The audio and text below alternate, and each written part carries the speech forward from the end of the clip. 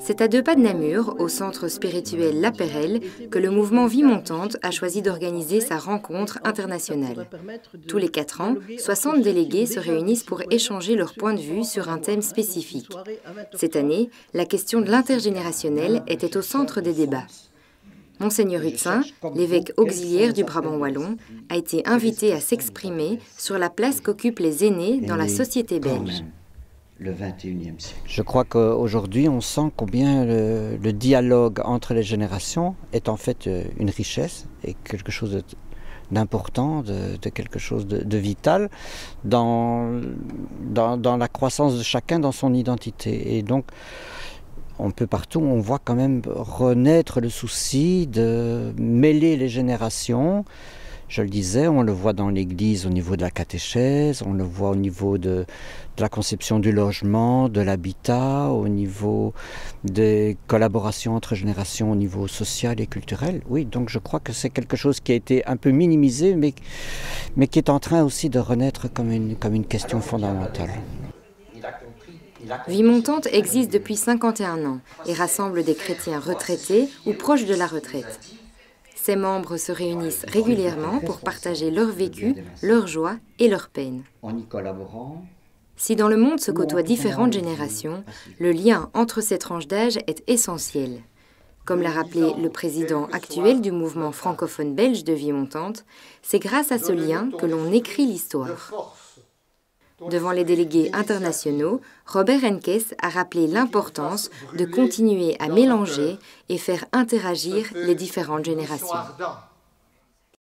Justement, je crois que c'est une chose très importante, c'est que les personnes âgées puissent être en contact d'abord avec leurs membres de famille, et d'abord avec leurs plus jeunes, et puissent être surtout à l'écoute de ce qu'ils ont, et dans notre façon de vivre, nous faire questionner et nous faire poser la question, mais bon papy, bonne maman, pourquoi est-ce que tu vas encore à la messe? Pourquoi est-ce que tu crois encore Jésus? Pourquoi est-ce que tu fais? Quand on nous pose des questions, nous savons répondre, mais être à écouter, à les aimer comme ils sont. Je crois que nous avons semé, parce qu'on dit souvent la foi se perd, nous avons semé des graines de foi et qui parfois prennent une ou 2 générations, mais il y a autant de générosité parmi les jeunes que nous avions de notre temps, mais ils ne trouvent pas leur voie dans notre Église et c'est sans doute une de nos tâches de transmettre par notre façon de vivre ce qui nous fait vivre encore à notre âge, ce qui nous donne encore envie, une joie de vivre.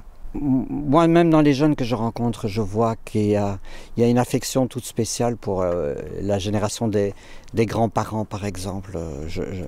Beaucoup reconnaissent que les grands-parents sont quand même des témoins qui ont maintenu le trait d'union entre, au plan de la foi, que si cette génération des aînés est écoutante, si elle parvient à être bien en sympathie avec ce que vivent les jeunes, sans leur faire de sermons ou sans leur dire ce qu'ils devraient faire, je vois que les jeunes sont très preneurs de ça et que quelque part c'est un lieu et d'affection et c'est aussi un lieu de soutien et de confiance. En pleine mutation, la société ne rend pas toujours la vie facile à de nombreux aînés.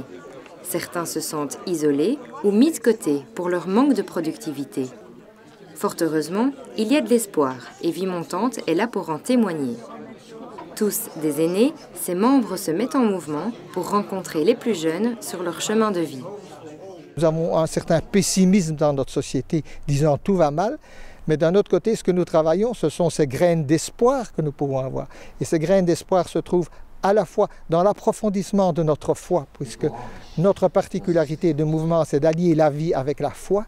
Mais alors le second, c'est d'essayer de comprendre ce qui se passe dans le monde et de pouvoir s'ouvrir au monde.